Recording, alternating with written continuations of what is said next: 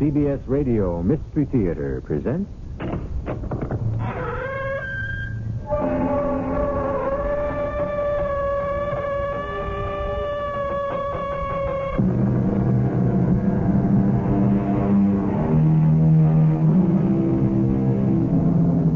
Come in. Welcome. I'm E.G. Marshall. What makes a legend different from memory or chronicles?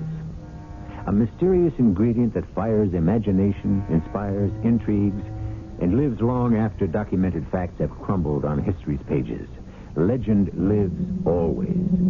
And to begin our 8th year of Mystery Theater, we will try to probe the secret of the legend of Alexander the Great. It's a rare challenge to give due to his unbelievable life in 5 one-hour episodes. But the legend of Alexander cries out to be retold. You loved me once, Philip. Do you remember? When I was 20, Olympius. I'm a grown man now. You want me to say I love you as I once did. I don't, and I can't. I'm faithful to only one thing, the Empire. I give it all my love. You have none for our son, Alexander. If I can drag him away from your influence and make a man of him.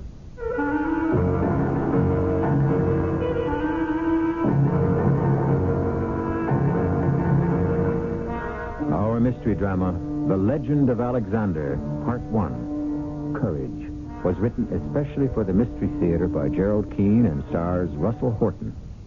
I'll be back shortly with Act 1.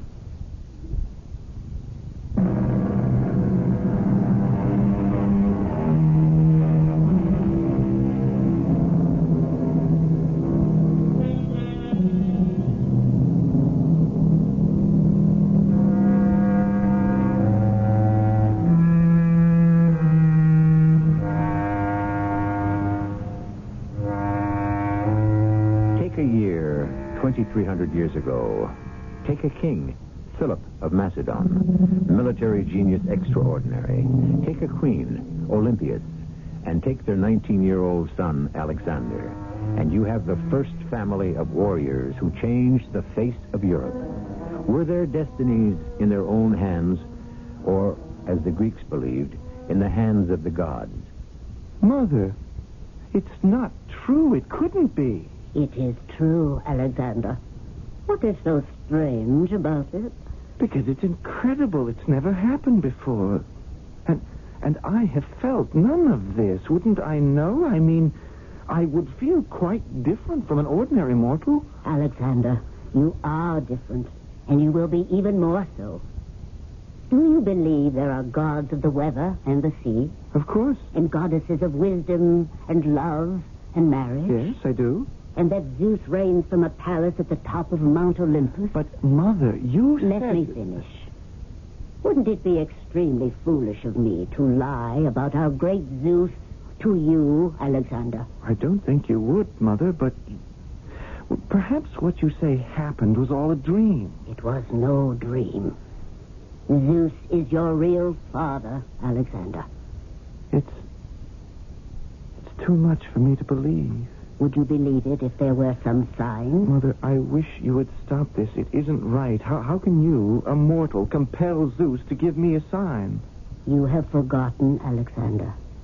I am Olympias, Queen of Macedon. There have been many queens, Mother, but none have slept with a god. You have had your say. Now be quiet. Hand me my lyre. Great immortal Zeus, cast your thunderbolts upon our land. Lift your arm and bring about the lightning and the rain. Mother, the sun is shining. What are you doing? What are you asking for? Great Father of us all, show our son Alexander that he indeed has sprung from your loins.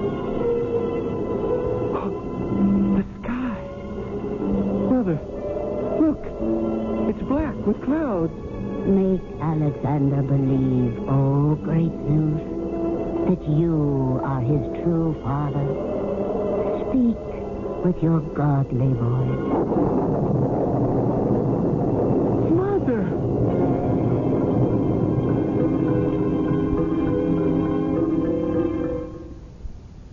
Come out on the balcony, Alexander.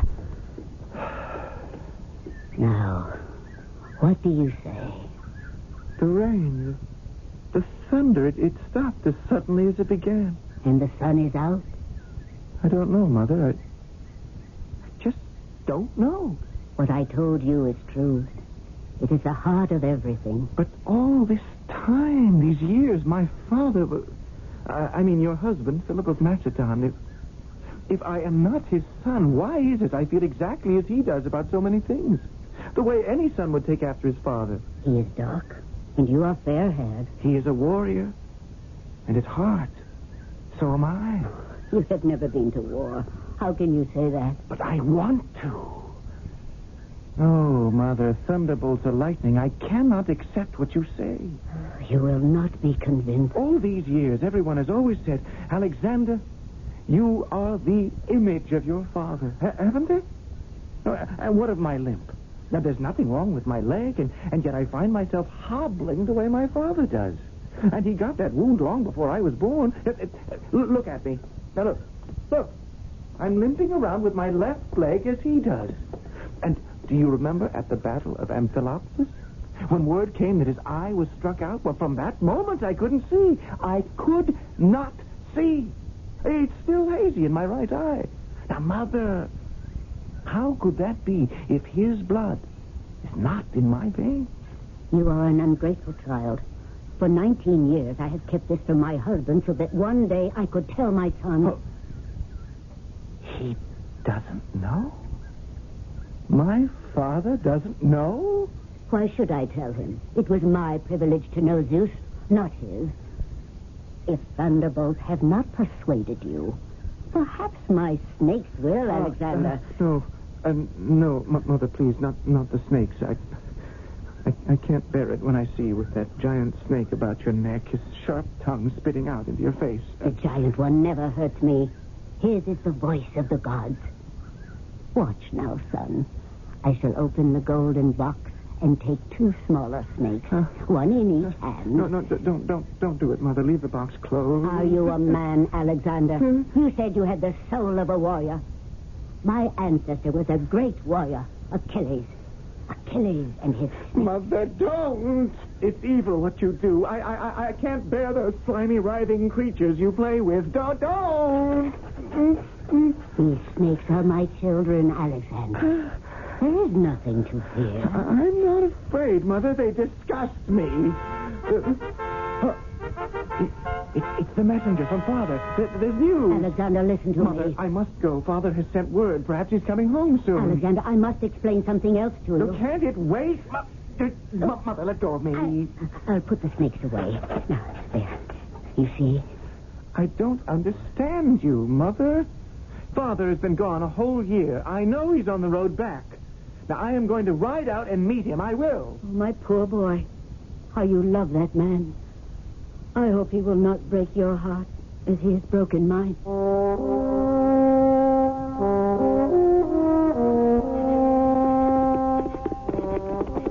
Who goes there? Alexander, son of Philip.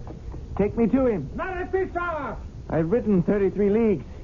A day and 2 nights. Now, I am not waiting or turning back for a sentry. The king is not to be disturbed. Not for his son? Those are my orders. Sentry, if you wish to preserve your life, you'd better show me the way to the king's tent. I'll show you with my sword. You stupid soldier. I'm coming down from my horse. Now, sentry, put that sword away and take care of my horse. Water him and rub him down well. I told you the king will see no one. By Zeus, I'll find him myself. Now get out of my way. I'm Alexander, his son, you fool. If I must, I must. If there's no other way, I'll have to kill one of my father's sentries. Have that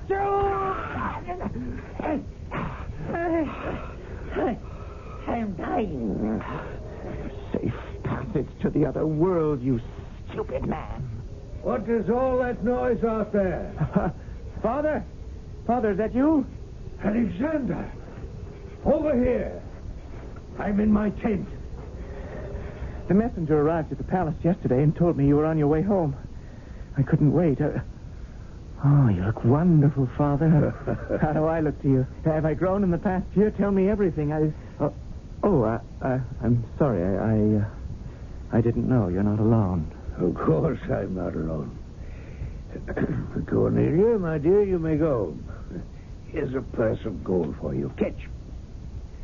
If I require you later, my dear, I shall send word. Yes, Your Majesty. Good night, Your Majesty. May you sleep well? My boy, what a pleasure to see you. How long has it been? A year, isn't it? By Apollo, these wars are long. Well, I've done well this year. Taken the Greek city-states one by one, picked them off right along the coast. Only Athens and Thebes remain. You must be weary from your long ride. I'm sorry I disturbed you at night, Father. Oh, just amusing myself. But I mean, you were, I got here at the wrong time. Son, don't be a child. I would have been occupied whatever time you arrived. How is your mother? You really wish to know? Well, of course I wish to know. She's my queen. I love her. I'm afraid of her. What? Of your own mother? What I should say is I'm afraid for her. Oh, yes. That old business with the snakes and the sorcery. Those unnatural things she swears by. I don't know what to make of her, Father. My dear boy, when I met your mother, it was in Epirus. She was the most beautiful thing I ever laid eyes on. And we had you, a beautiful baby. I'm a happy man. So a few snakes and demons and strange rites, if they please her, why should they bother me? Does she still talk of being the granddaughter of Achilles? Yes, she said that. You believe it? It's all nonsense. Apollo only knows what she's been saying to you. And I'd put it all out of my mind. What kind of a horse was that you rode from Pella? Oh, I didn't pay much attention, Father. I just took the first steed the stable had ready. Tomorrow, Philonicus is bringing me a horse he values highly.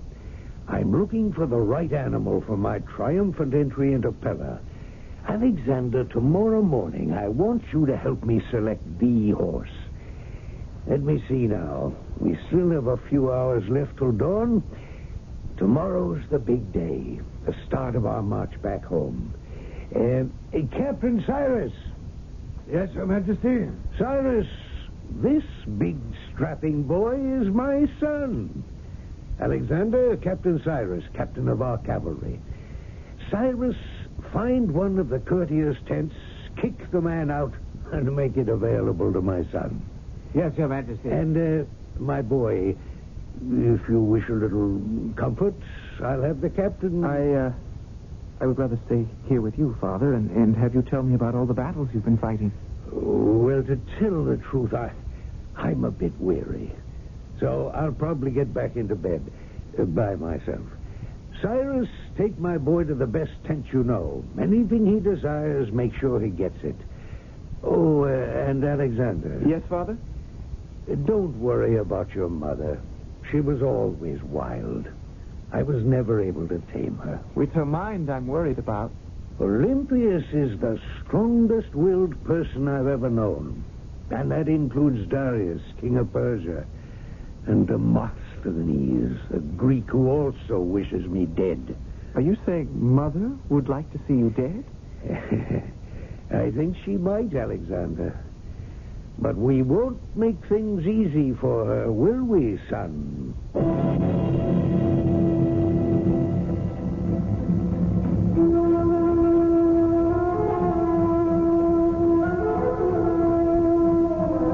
There we have it. Philip, the king of Macedon, of whom even his enemy, the orator Demosthenes, has said, "What a man! For the sake of power and dominion, he had an eye struck out, a shoulder broken, and arm and leg paralyzed." Indeed, the bravest of the brave. And we have the queen of Macedon, Olympias, who believes in the power of mystic rites and her godlike ancestors. And then there is their son, Alexander, torn between his two parents, troubled and afraid. I shall return shortly with Act 2.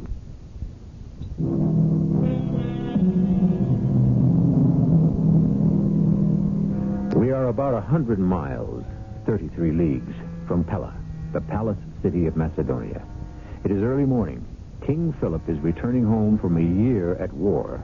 His 19-year-old son, Alexander, has ridden out to his father's encampment and is about to help him select a horse for the triumphal procession. 13 talents is the selling price. In our money, it would have been $78. But in that year, 337 B.C., it was a lot closer to $1 million. Where is Philonicus? Here I am. Good morning, Your Majesty. May I present Bucephalus? Did you ever see such a fine stallion? So, this is the prize animal, eh? How much are you asking?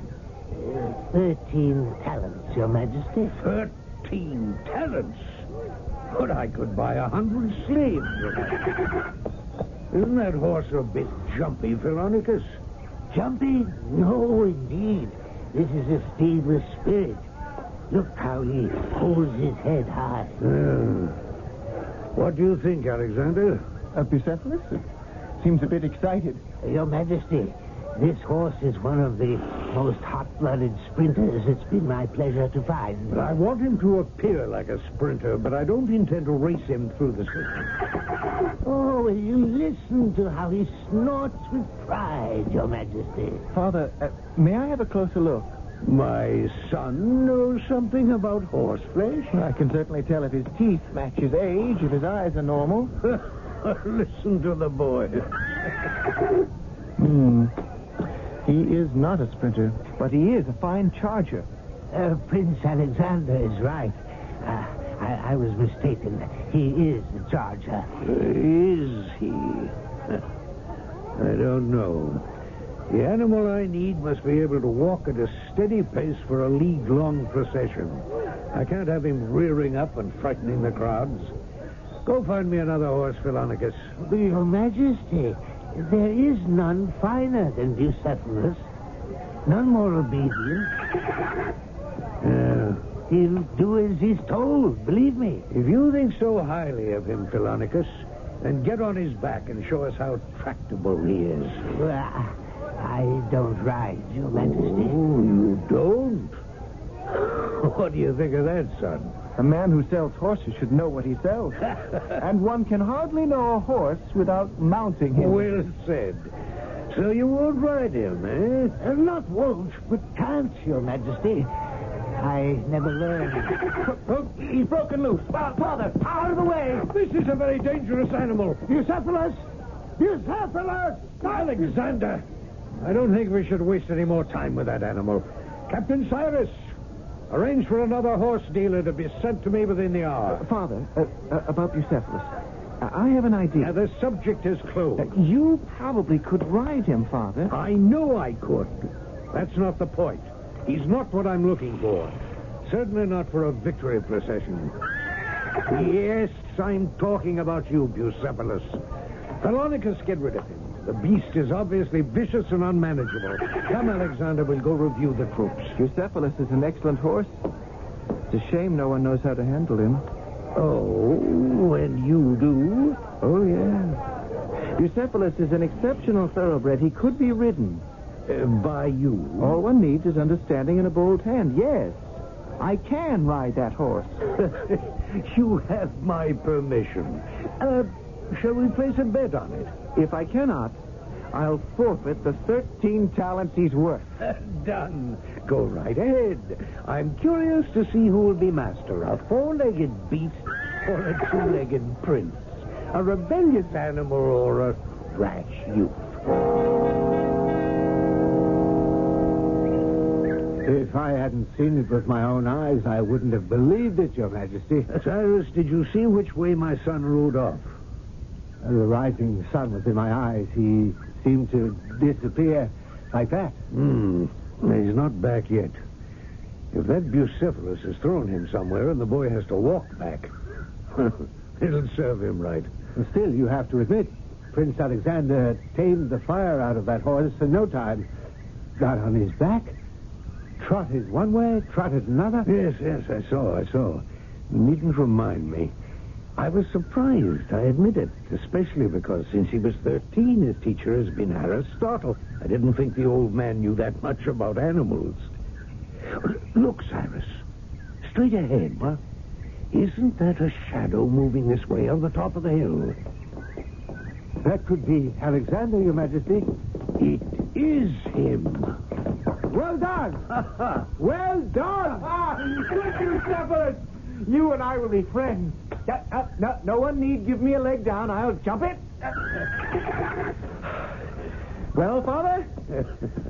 My son, my Alexander, you put me to shame. It wasn't your fault. You thought of me as still a boy who couldn't know how to handle him. I think you're right. But why? That's what interests me. Why did I doubt you? Dearest Father, we'll talk about it alone in your tent. Philonicus, my father will pay you the 13 talents, and I pay you my compliments. Bucephalus will be my horse for as long as he'll carry me. My dear son, will you accept the father's apologies? Well, how could you know I'd been secretly taking lessons in horsemanship? You haven't seen me in a year. Before that, I think you were home for a month. Before that, another war and another year's absence. Father, we live in our memories of things as they were, and in yours, I was a boy. Those sound like the teachings of Aristotle. They are. But he's getting old, so I've been learning the military arts from Leonidas. It's he who taught me the nature of fear. And that is how I made Bucephalus obey me. I never thought that beast could be tamed. What was your secret method? Common sense, if that's so mysterious. First, I took hold of his bridle and turned him around to face the sun. Yes, I saw you do that, but why? Well, didn't you notice what made him so jumpy? No. His own shadow. With the sun behind him, when he moved, the shadow moved ahead of him and he reared back. He was afraid of it. Yes. So I stroked him, spoke to him, told him he was a good horse, a fine horse. I said, Bucephalus, you and I will have many campaigns together. You told the horse that? Mm-hmm. And then we walked around. I could tell he was eager to go, so I jumped on his back, and I just let him go, not spurring him or striking him. And that was it. He'd tamed himself. I'm not sure I understand. Bucephalus is now my own horse, Father. He'll always obey me, and no one else will ever ride him again. You make me very proud, my son. I can already see Macedonia will be too small a kingdom for you. You must find a land equal and worthy of yourself. When we arrive home, will you tell Mother I'm no longer a boy?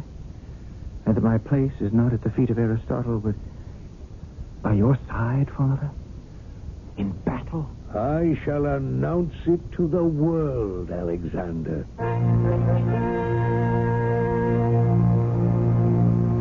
Olympius, you don't seem very pleased to see your husband after all this time. It's been a year. Another year of war, and you turn up at the door like a merchant delivering goods. I don't know my husband anymore. There are many others, I'm sure, who know you, Philip, far better than I. What are you talking about? I followed your exploits. I'm happy to hear it. In battle? And in between. First things first, my queen. I think the time has come for our son to leave the world of learning and join the world of doing. Alexander is to undergo some intensive teaching by my captain of cavalry. And then I shall take the boy, the young man, with me on my expeditions. And when I think of it, Olympius, what's all this nonsense you filled his ears with? You know, that he was born from the seed of Zeus. It's true. Come now. Must we go over all that again? Believe me, Alexander is all mine. You had a bad dream and thought I was Zeus. All this mysterious nonsense of yours is not good for Alexander. So for the next months, he'll remain with me in the barracks. Why do you say those terrible things to me, Philip? I'm back from a year of battles, and I met with a son who is torn between love, loyalty, and the truth. You loved me once, Philip. Do you remember? When I was 20. Then I loved you a great deal. I love you still, Olympias. Not with the hot flush of the romantic love of 20 years, but as a grown man. I do love you, Olympias. But sometimes those rituals of yours are difficult for me, and they come between us. You mean my snakes? And the dancing to Dionysus, and leading the wives of my generals into strange worships, and all that twaddle about the gods controlling not only our lives, but our offspring. Olympias, I'm a man of action, of reality. When a catapult spreads fire among my men, no god has ever stayed its flight. We mortals alone must defend ourselves. What help is Zeus to me? What has he ever done for any of us? I cannot stay and hear you blaspheme. No. But you want me to say I love you as I once did. Well, I don't and I can't. And I warn you, as far as Alexander is concerned, no sorcery, no tricks. He will come with me. Oh, go away. Stop talking like this. Try to understand, wife. What's past is past. I promise you, you will always be my queen. What does that mean to me, if you are not faithful? What are you talking about, a small encounter after days of fighting? I am faithful to only one thing, an empire of peace. I dream of it. Dreams. There's been a war going on somewhere ever since I was a child. Oh, it would be so simple if everyone laid down their arms. You speak like that child with flowers in her hair. In this age, one has to win wars to obtain peace. There is no other way. When will I see Alexander again? The night before we leave on our next expedition. And when will that be? When I am ready. Philip, you speak so abruptly, so cruelly. My queen, I know no other way.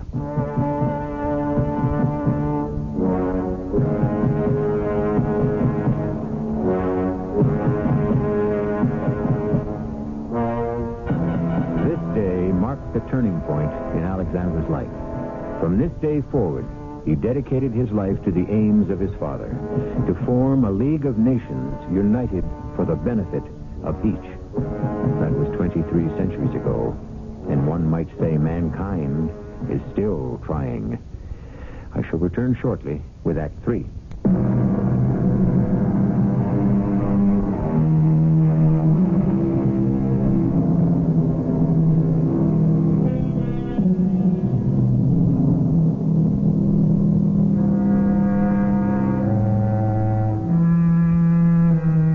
Alexander is not yet 20 years old. His life has become a constant tug-of-war between a battle-weary father and a strange and wild mother. And Alexander, the rope between them, is doing what he can to hold them together. In the process, he is almost torn apart himself. All this while, he is learning how to become a soldier. Captain Cyrus, how many men in a phalanx? 16 rows of 16, Your Highness. Now they're in close formation, lances over their heads. Now they are resting their lances on the shoulders of the row ahead. Making a pretty solid wall of iron. Your father's idea. Each of the men is a trained hunter. I'll have to develop my arm a lot more before I could even lift one of those lances. They're 21 feet long. When we go into battle, nobody can stop us. In battle, then, Captain, they hurl their lances. Then what's left to fight with? Short swords. And everyone carries shields, too. Now, let's see if I have it.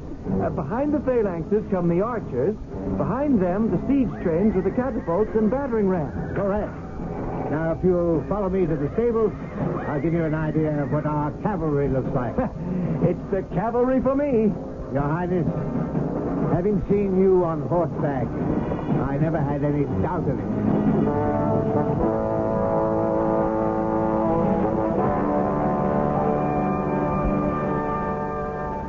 Where have you stabled Bucephalus? I'll show you. This is the stall. Don't you recognize your horse? Oh, I do. But I'm waiting for Bucephalus to recognize me. Hello, boy. We're going to be spending a lot of time together, you and I. Captain, in King Philip's army, all told, how many horsemen are there? 10,000. There were 10,000. Now there are 10,001.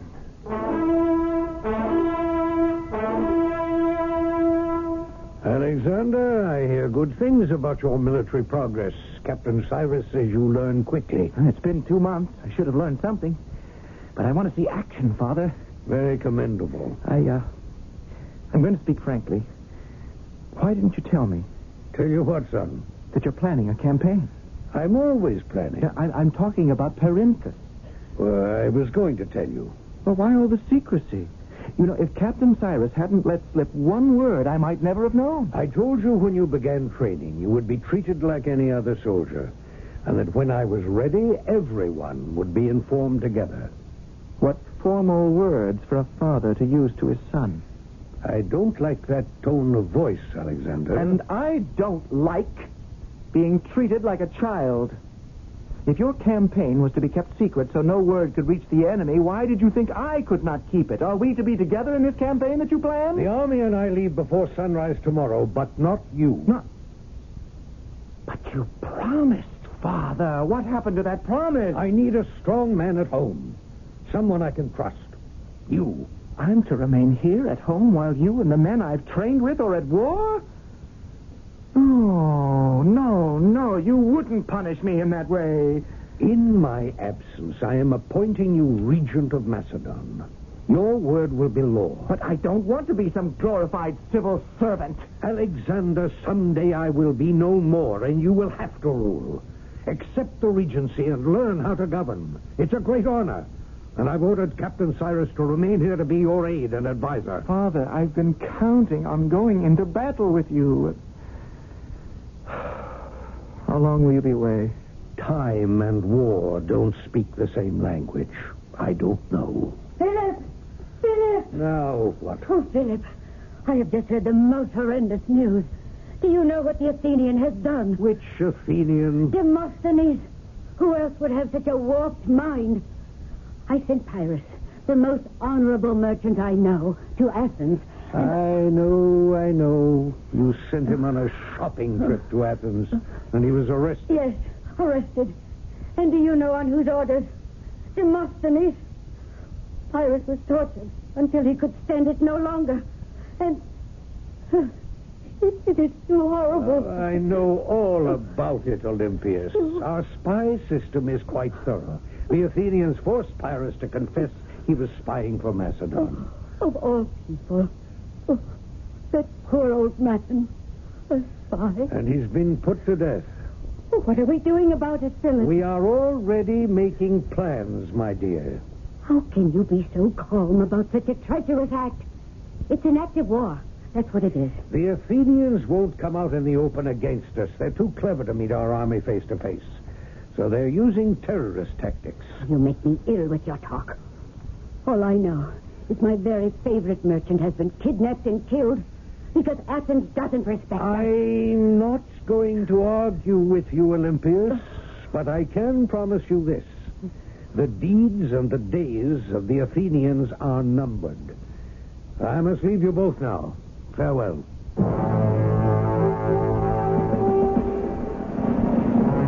Any news from my father, Captain Cyrus? Has he reached Perinthus? Yes. He has begun the siege. The messenger came an hour ago. Oh, is he still here? Yes, I had him wait. I knew you would want to send a message back to the king. Tell him the latest from here is that the Athenians are still spoiling for a fight. They've seized one of our ships and are selling the crew off as slaves, and they've captured one of our envoys and are demanding ransom. Their terrorist acts continue. Now, tell him that. Is that it? No, I've saved the best for last. Tell my father I'll be arriving at his staging area in 3 days, perhaps 2.5 if I press Persepolis. You're leaving, Pella? The Regency? In your hands, Cyrus. I've had a presentiment that all is not well with the king. Something calls to me, tells me I should be at his side. When are you leaving? Immediately. I want to reach the Dolan Mountain Pass by nightfall.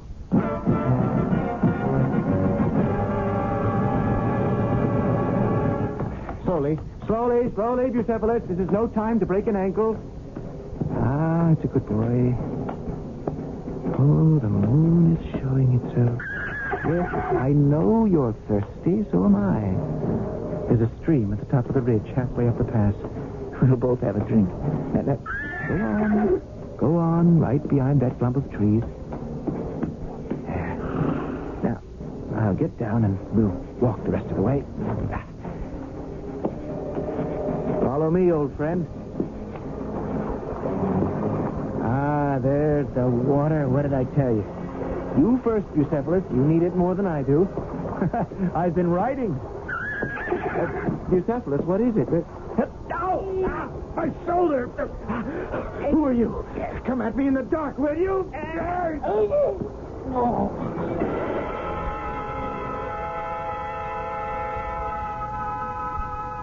Alexander, your shoulder. It stopped bleeding, Father. Bucephalus and I ran into a little trouble on the way here. We must have it looked at. Father, I'm all right. I don't understand why you're here. I had a feeling you were in danger, Father. Have you been talking to your mother again? I must have had it all wrong. It was I who was in danger. But I handled it. That's not the point, Alexander. An army is run on orders. I did not send for you. I had to bring you the news. The Athenians, led by Demosthenes, are trying to start a revolt among your Greek mercenaries. How do you know? I killed a Greek messenger on my way here. I removed this message he was carrying here. Yes? So what it says. Be it known, 100 wives and daughters of the hired soldiers in the employ of Philip of Macedon have been taken from their homes and are held as hostage until those Greek husbands and fathers throw down their arms and return to Athens. Yeah. In 7 days, another 100 will be taken prisoner. Despicable. To hold hostage the innocent who had no part in the man's actions. Father, has there been any bad blood between the Greeks and our Macedonian soldiers? Not so far. Look down there in the valley. You'll see their tents side by side. Some flying Greek pennants, some flying ours. There's something happening to the men, Father. There is a lot more running back and forth than usual. What is going on down there? Is it possible the Greeks sent more than one messenger with that ugly story of hostages being taken? Of course. That's it. Some of them are throwing down their swords and our men are turning on them. Alexander, we have to move quickly before this turns into a full-scale riot, and I lose a quarter of my army.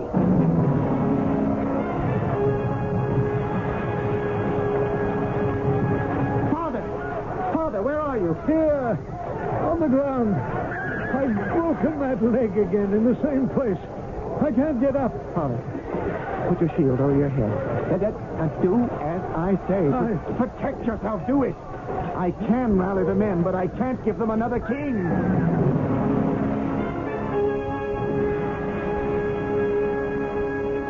How does it feel to be in your own bed again, Father? In your own house? Terrible.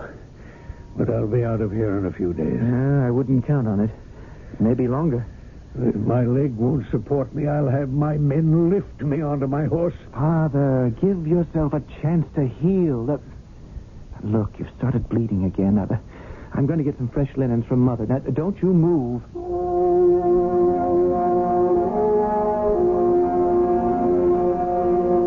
Olympius, I think you could wrap those linens tighter around my shoulder. Like so. That's fine. I don't want it to start bleeding again. Oh, I'm glad to have you home, Philip. Even wounded. I'm only staying for a few days. How is life here in Pella? The same as always. You still do all that dancing around and hand clapping and playing the snakes? I'll make a bargain with you, Philip. I'll let you have your wars.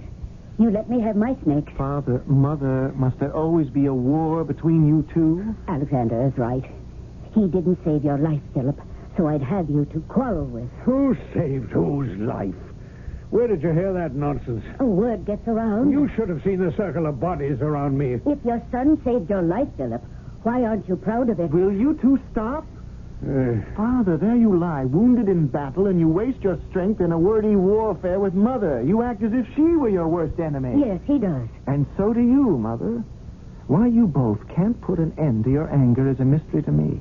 Why spend your energies in bitterness when our real enemy lives on and can't wait to kill us all? Demosthenes. Yes, wicked Demosthenes.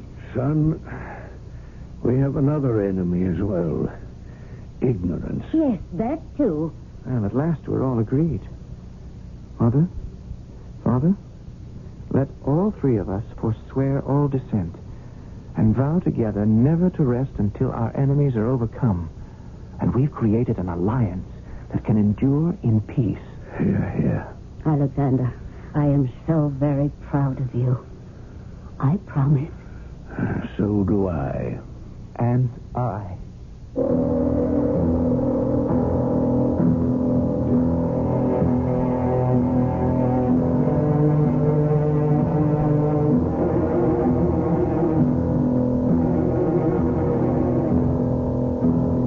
Opened the radio door on the lives of those who lived 23 centuries ago and whose ambitions and actions changed forever the face of Europe. It took courage, particularly the courage of Alexander, to suspend the boundary lines between races and cultures. It took courage to instill a new idea for survival. I shall return shortly with a word about Part 2 of the legend of Alexander. In the second of these 5 programs, King Philip is murdered. His son Alexander picks up the crown and the torch of togetherness and tries to make it visible to everyone. Suddenly, something takes hold of the young king, a terrible suspicion that weakens his resolve. He suspects his mother had a hand in his father's death. Part 2 of the legend of Alexander will uncover some of that mystery.